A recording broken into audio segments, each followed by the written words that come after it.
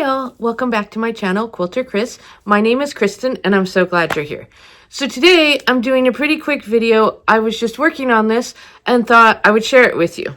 So this is just a video on these paper piecing. So I'm using this to use up my scraps after I've made a couple of quilts. And so these are paper pieced kites.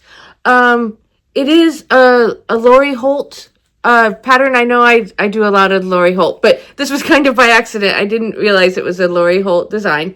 And they're a little complicated. So they're a little more complicated than the normal paper piecing that I do. So I just thought I would do a quick video here to show you how I do it. So I'm going to walk you through it step by step. This one's not hard. Once you learn the steps, I feel like it's not quite as hard as doing regular paper piecing. These are some of my blocks that I've completed. I have 2 of them. This is the one I do on the video. And so I hope you like this. Thank you so much for watching. And as always, if you get anything out of this video, please like and subscribe. Thanks so much. Okay, I purchased these from Fat Quarter Shop. I think I have 3 or 4 of these pads all together. They are for paper piecing. And so I believe I got one in a Sew Sampler box when I subscribed. And then I think I purchased the other ones. I may have gotten them at various times. But I ended up with 3 or 4 of these pads. So what I was trying to use this for was basically an after quilt. So what I'm doing today is I'm using the scraps from some other quilts that I have made to put these together. And I have done a lot of paper piecing, and I saw this as being complicated to me. And I know if I'm doing all that paper piecing, it's probably complicated to you too. Not that you have less skills than I do. I don't mean it that way. I just meant if I as a quilter see it as complicated, maybe other quilters do too.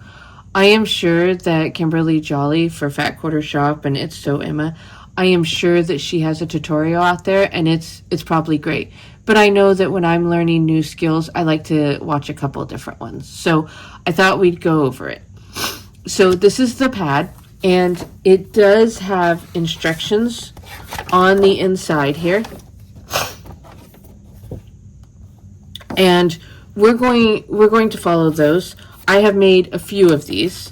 So they end up looking like this, and these paper pads are made on really thin paper that makes it easy to sew through and to cut apart. So we're going to go through this now, and I'm going to show you how I've been working on it.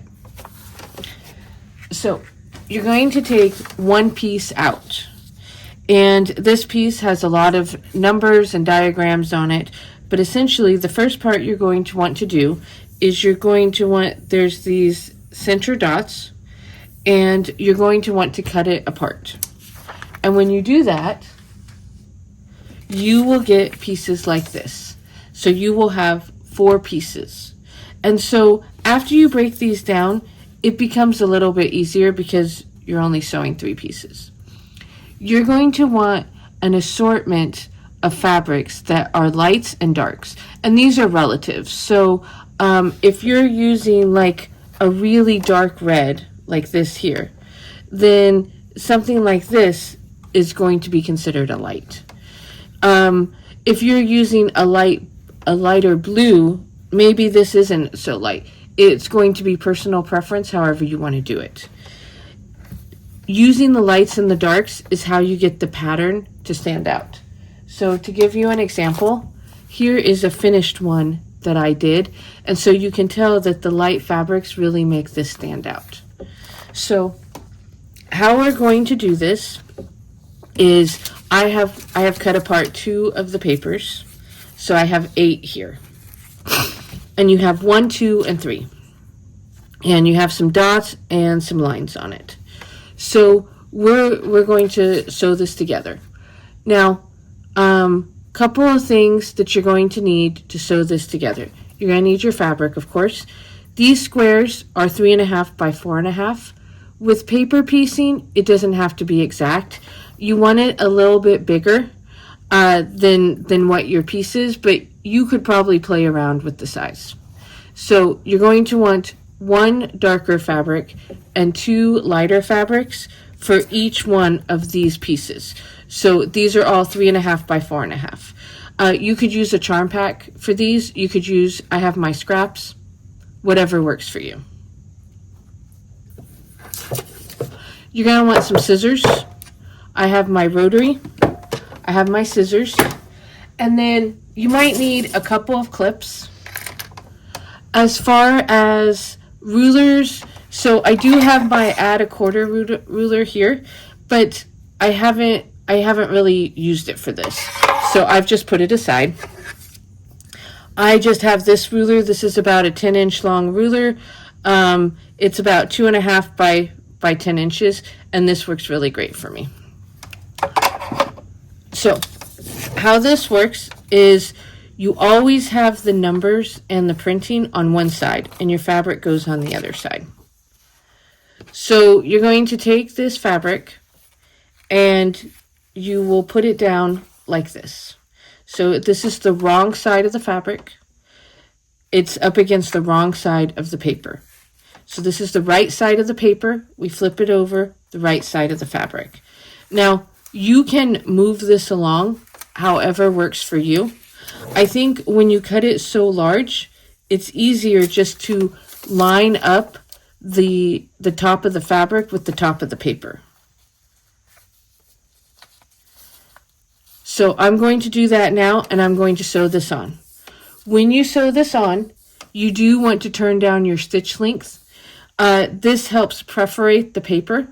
If you forget to do that, it's not a huge deal. You haven't messed up your project. It just makes it a little bit easier.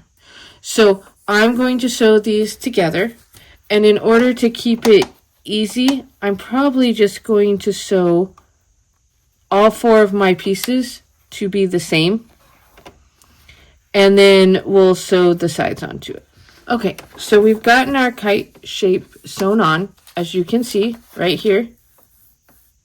Okay, and we sewed basically from dot to dot down here to the point, dot to dot. You can go up past here because you'll see there's a little bit of a line. You do not have to stop at the dot if you don't want to. What happens if you don't stop at the dot, then when you go to fold your paper, you'll just have to pull out those stitches. So not a huge deal. So now I'm going to cut off the excess. We're not worrying about how straight this cut is or how exact it is. We're just going to put that aside. Then we're going to take this paper and we're going to fold it. And you can do both sides at once, that's fine. Now, you can use your add a quarter ruler if you want to at this point. Or, in this case, I'm using my Creative Grids ruler. And I'm lining up the edge of the paper with the 1/4 inch part, and I'm going to cut out here with my rotary.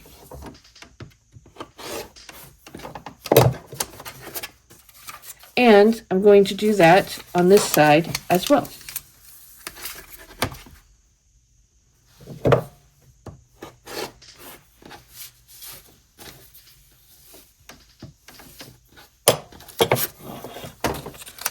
Okay, now we have our kite shape. Okay, so the next thing we're going to do is we're going to take one of our lighter pieces, and they have these labeled 2 and 3. If for some reason you switch them around, again, not a huge deal, haven't messed up your project. So we're going to flip this over. We're going to take one of our light pieces and turn it over like this. Essentially, so you want the 2 edges of the fabric to line up, okay? And then essentially what I try to do is just make sure that my white piece extends out past the red one, just to make sure I have enough space. But if your piece is a little bit narrow, it will still work. So then, again, I don't use glue, but you can use glue or a pin if you want. Now I'm going to stitch it here. And we have these dots, but we don't have to follow them. We can just stitch the whole thing. Okay, so I stitched it here. I didn't extend past this because that's the cutting line, but I stitched the whole thing. So we turn, and you can finger press it, and I'll flip it over, and you can see you do have quite a bit of room here. So if your piece was a little more narrow, that would be fine. You can finger press. You can use a roller. I have a wood roller. They're sometimes called a seam roller. Mine looks like this. You can do that. You can also take it to the iron.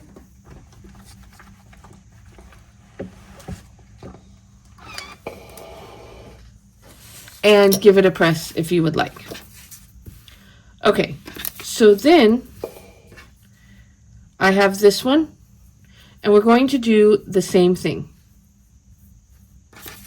You're going to line up the pieces together, but again, it extends out here. This is where the edge of our block is. So if your piece is a little shorter, you have space. So we're going to lay that edge to edge, and then we're going to sew it here. Okay, so I have mine sewn, and we flip it out like this. Okay, and then we just want to make sure that the paper is, or that the fabric extends past. So again, you'll take your steamroller or your iron, and you're all good. Now you can stop here and you can trim this up. And so here's how I have been doing it. It ends up being personal preference. I'm going to trim these sides right out to this outside part where I originally cut out the fabric. And then I'm going to trim this all along this outside line, which is the original edge of the paper. And I will do that now, and then I'll show it to you. Now, you're going to have pretty big scraps here, and it's your choice. A lot of people like to do what they call crumb quilts. That's never been something I do, and I don't want the clutter in my sewing room, but that is personal preference. So I'm just going to toss these. Okay, so here is your first triangle, and you will make 4 of these, and then we will sew them together. So I'll come back when I have all 4. Okay, so we have our 4 triangles, and now we have to put them together. So we have them all trimmed, and we flip them over, and we're going to sew them into pairs. And you're going to put the edges together. So this is where if you where it doesn't necessarily matter if you trimmed it to here or you trimmed it to this line, as long as you trim them all the same so that you can get it to line up. So I just left mine trimming there, and we're going to sew on this line that's labeled the sewing line, and we're just going to sew it all the way down. Okay, so mine slipped a little. You could clip this. I'm not super worried. You open it up. Mine's really close. It's slightly off there in the middle. That is not a huge deal for me. But if it is for you, I would put a little clips or some glue in there or something before you sew it together. So now we're going to take this to the ironing board, and we're going to sew the seam open. So I have mine. I have ironed the seam open. This helps it to lay flat because you have kind of a lot of bulk. Speaking of that bulk, although you probably still have your stitch length turned down, if you have trouble sewing through all these layers, you might want to lengthen your stitch.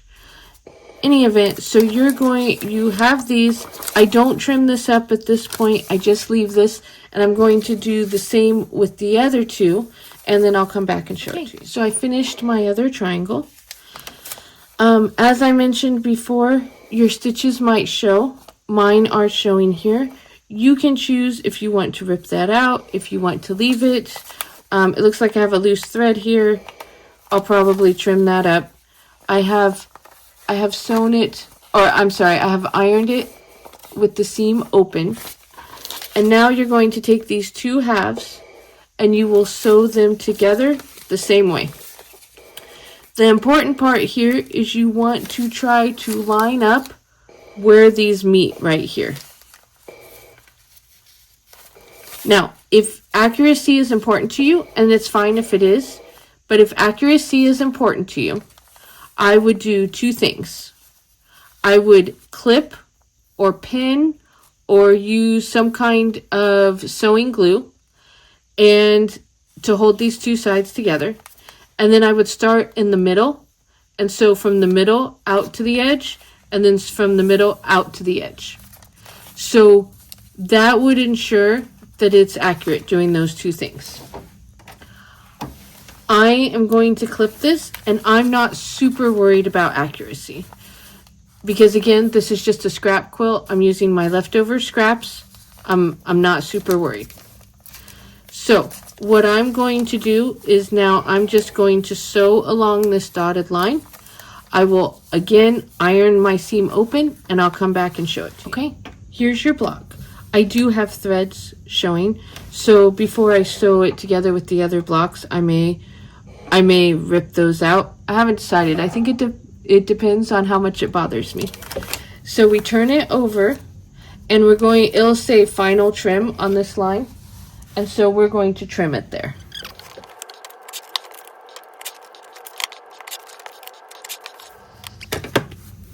Okay, and this is all done.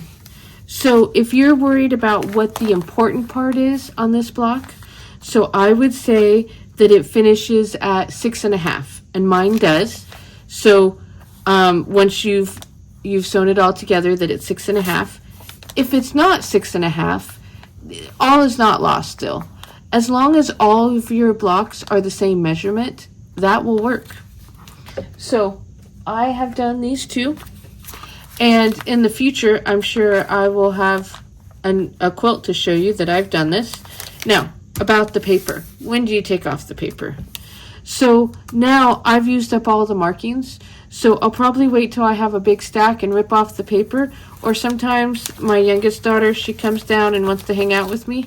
And then I'll let her rip off the paper. But I hope this helped you. And I hope you enjoy making these. Thanks so much for watching. Bye-bye.